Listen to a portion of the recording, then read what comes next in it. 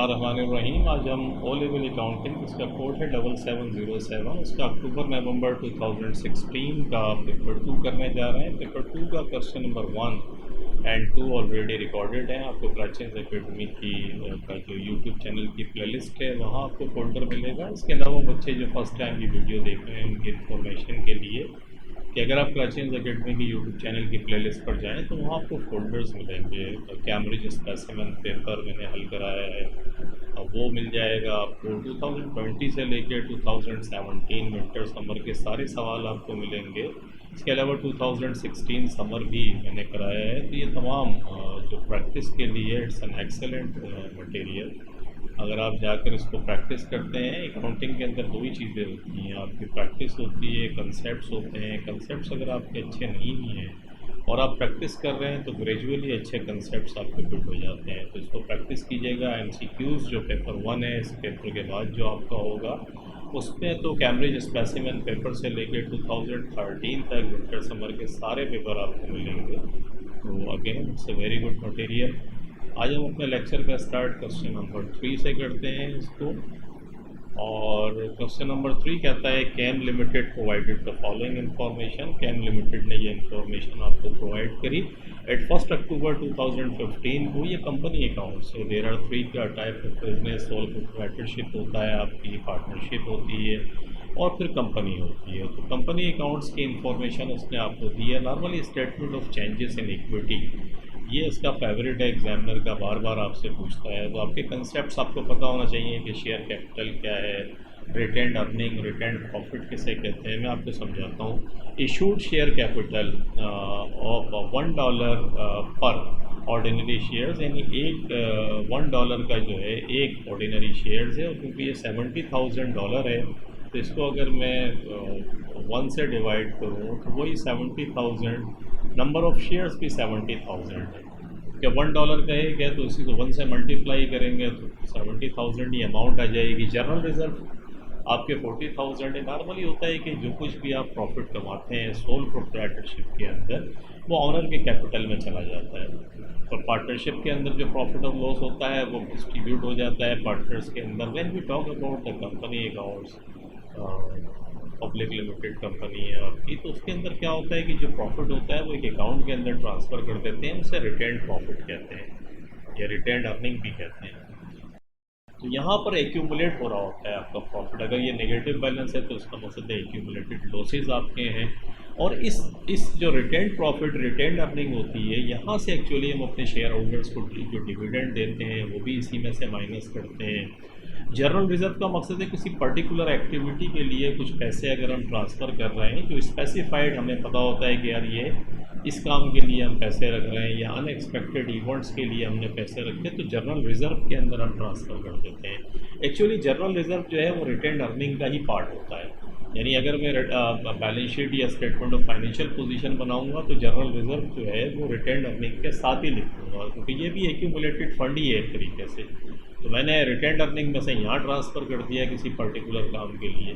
तो retained earning से अगर जनरल रिजर्व के अंदर हम ट्रांसफ़र कर रहे हैं तो रिटेन्ड अर्निंग को डेबिट कर देते हैं, जनरल रिजर्व को क्रेडिट कर देते हैं। अगर रिटेन्ड अर्निंग से प्रॉफिट डिस्ट्रीब्यूट कर रहे हैं तो रिटेन्ड अर्निंग को डेबिट करेंगे और डिविडेंड पेएबल जो है उसको क्रेडिट करेंगे।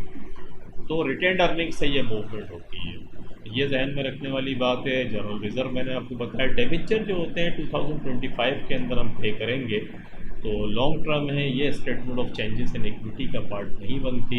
ये अलग से स्टेटमेंट ऑफ जो फाइनेंशियल पोजीशन हम बनाएंगे वहाँ पर हम शो करते हैं the non current liability. For the year ended 30 September 2016, ये तो ओपनिंग बैलेंसेस दिए हुए थे। प्रॉफिट आपने पूरे साल का $75,000 का अर्न किया। इंटरम डिविडेंड का मकसद है ड्यूरिंग द ईयर आपने अपने शेयर होल्डर्स को इंटरम का मकसद है बीच में आपने उनको प्रॉफिट दिया, डिविडेंड दिया। तो देखिए जो जितना भी जो प्रॉफिट मैंने जैसे बताया, ये प्रॉफिट आप 75,000 देख रहे हैं, ये एक्चुअली रिटेन्ड अर्निंग के अंदर प्लस हो जाएगा जाके। ये डिविडेंड जो है ये रिटेन्ड अर्निंग में से माइनस हो जाएगा, क्योंकि आप प्रॉफिट रिटेन्ड अर्निंग में से ही जो है वो देंगे, तो ये माइनस हो जाएगा रिटेन्ड अर्निंग में से। इसी तरीके से ऑन एडिशनल इन्फॉर्मेशन में कहता है on 1 November 2015 an additional 30,000 ordinary shares of $1 each were issued. $1 के हिसाब से $30,000 आपने 30,000 शेयर्स जो है वो इशू कर दी है, तो $30,000 ही आपके पास आएंगे। 70,000 शेयर्स पहले थे, 30,000 आपने ये इशू कर दिए, तो 100,000, और अमाउंट क्योंकि $1 का एक है तो 100,000 जो है यही आपका अमाउंट भी आ जाएगा, जो ऑर्डिनरी शेयर कैपिटल जिसे हम कहते हैं। आगे कहता है transfer 80,000 to the general reserve. General reserve को 80,000 ट्रांसफ़र करें। जनरल एंट्री मैंने बताई है, रिटर्न अर्निंग को डेबिट कर देंगे, रिटर्न अर्निंग को डेबिट, और जनरल रिजर्व को क्रेडिट। रिटर्न अर्निंग में से मूवमेंट होके जनरल रिजर्व में चला जाएगा, लेकिन ये शो स्टेटमेंट ऑफ चेंजेस से स्टेटमेंट ऑफ फाइनेंशियल पोजीशन में एक ही जगह होगी। Paid a final ordinary dividend of $0.20 per shares on all issued share। All issued share कितने हैं आपको पता है, 100,000 शेयर्स हैं। 70,000 पहले थे, 30,000 ये इशू करें।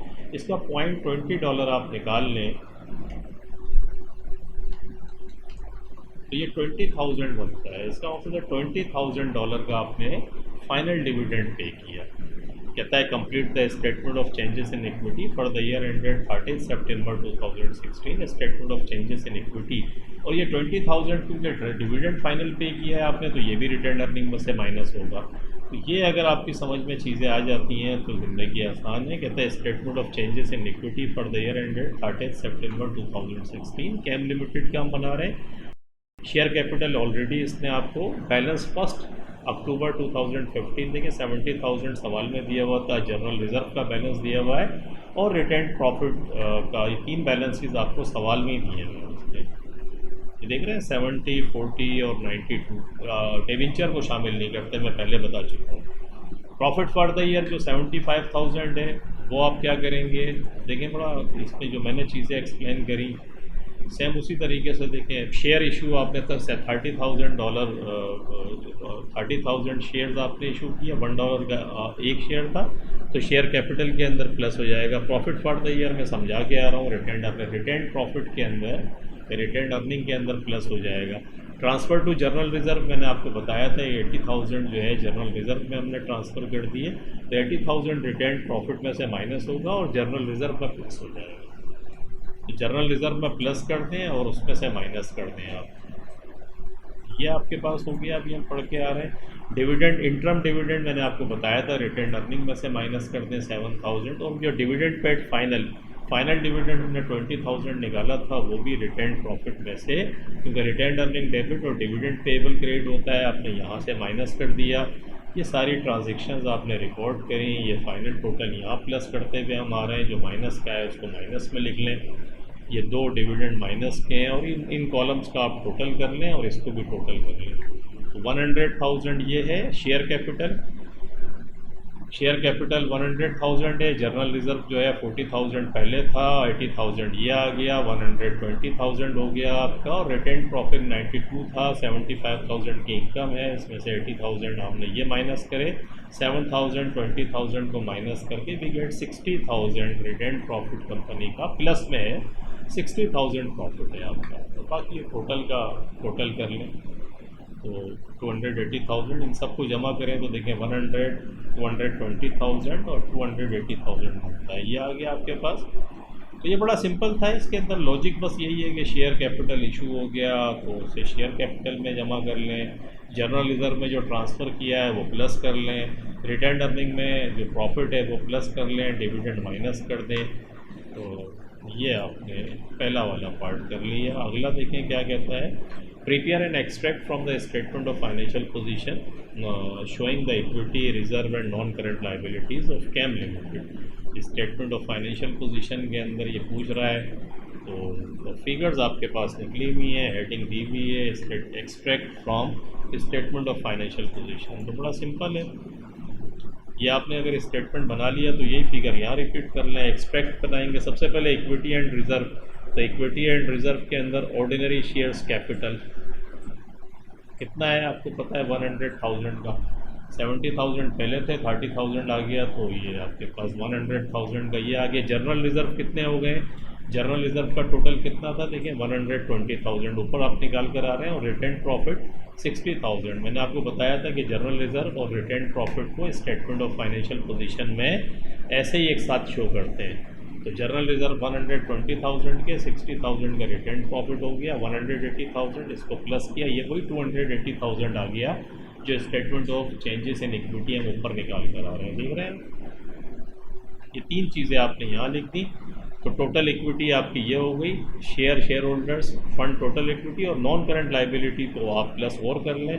तो ये टोटल इक्विटीज़ आपकी, डेवेंचर जो है 50,000 था, ये सवाल में दिया हुआ है आपको, देखिए ये 50,000 ये सवाल में दिया हुआ है। तो ये आपने नॉन करंट लाइबिलिटीज़ में शो कर दिया ला के, और इनको प्लस कर लिया। तो टोटल इक्विटीज़ आपकी $330,000 बनती हैं जो आपके पास आ गई। ये simple statement of changes in equity से फिगर निकाल ली, और नॉन करंट लाइबिलिटी जो डिवेंचर था उसको आपने लिख दिया। ये पार्ट भी आपका हो गया। आगे कहता है कि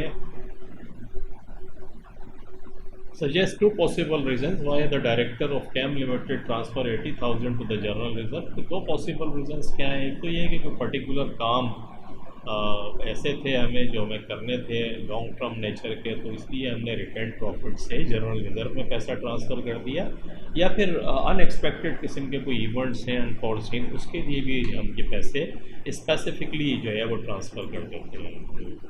लेकिन पार्ट वही बनता है जो मैं आपको बता के आ रहा हूँ। और रिटेन अर्निंग से इसलिए भी ट्रांसफ़र करते हैं कि डिविडेंड के अंदर जो शेयर होल्डर्स हैं आपके, उनका प्रेशर होता है कि हमें डिविडेंड दें, तो आप रिज़र्व में ट्रांसफ़र कर देते हैं, तो कैश जो है वो आपका, लिक्विडिटी आपकी बेहतर रहती है। अदरवाइज़ अगर आप डिविडेंड पे करेंगे तो फिर पैसा देना पड़ेगा आपको। तो retains cash in the business maintains liquidity, आप अपनी लिक्विडिटी को मेंटेन करते हैं। इम्प्रूव वर्किंग कैपिटल, आपका वर्किंग कैपिटल इम्प्रूव होगा क्योंकि डिविडेंड आपने नहीं दिया है। फंड्स रिटेन्ड,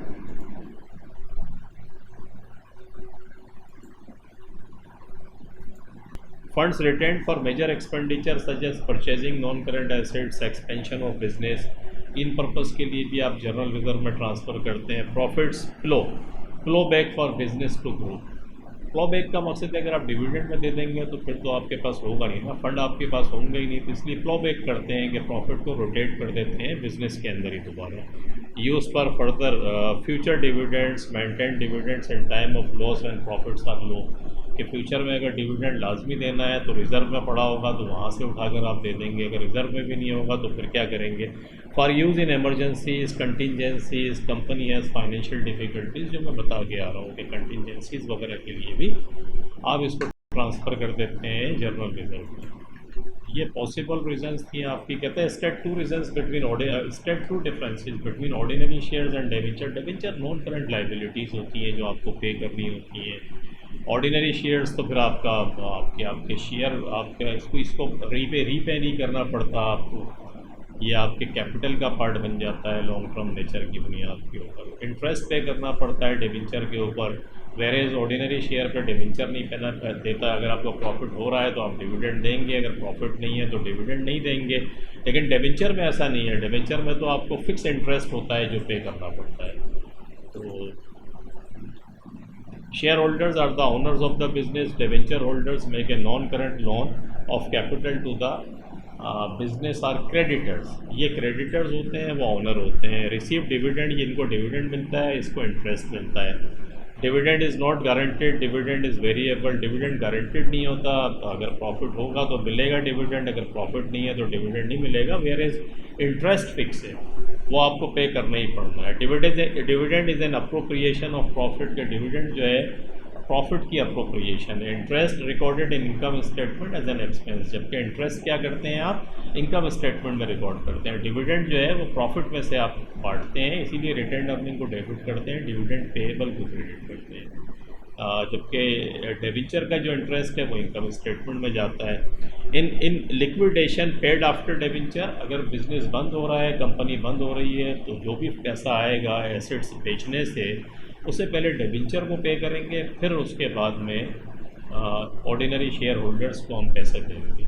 इन liquidation paid before ordinary shares, बिल्कुल सही बात है, ऑर्डिनरी शेयर से पहले इनको पे करते हैं अगर बिजनेस बंद हो रहा है।